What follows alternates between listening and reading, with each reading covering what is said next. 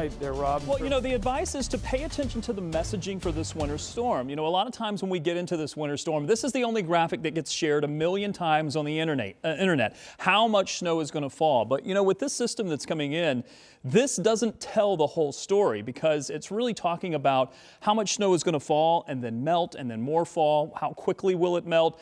There's a lot of inconsistency here with some of the rain that's going to be coming down and potentially melting or compacting some of that snow. So if you just look at that graphic, you're not going to get the whole story.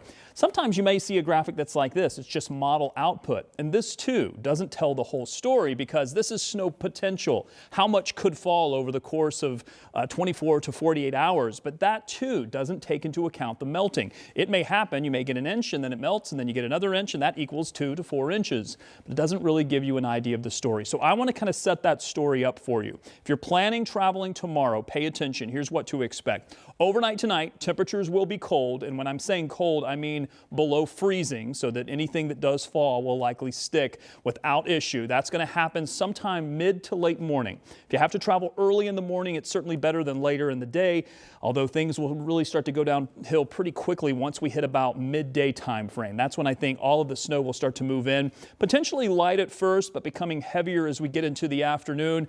Moderate to heavy snow could be possible, and this is where the bulk of the accumulation is going to be expected. Travel will certainly be difficult, especially as the afternoon wears on and we get some of these bursts of heavier snow.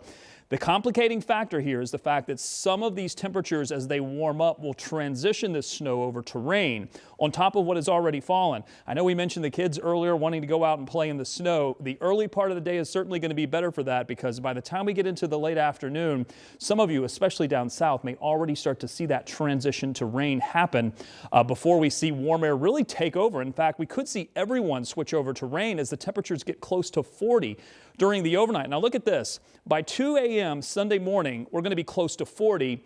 But by 8 a.m., we could be back down into the low to mid 20s. I mean, this is going to be a pretty steep drop, which means that anything that has fallen, even if it's melted, is going to refreeze. And that's going to be a concern for your Sunday. So I know there's a lot of sharing of that, snowfall graphic. I just want you to be aware that it may not tell the whole story. By the way, we are expecting another round of snow possible on Monday and Tuesday. Accumulations look light, nothing like what we're seeing with the system coming in Saturday, but something I want you to be aware of.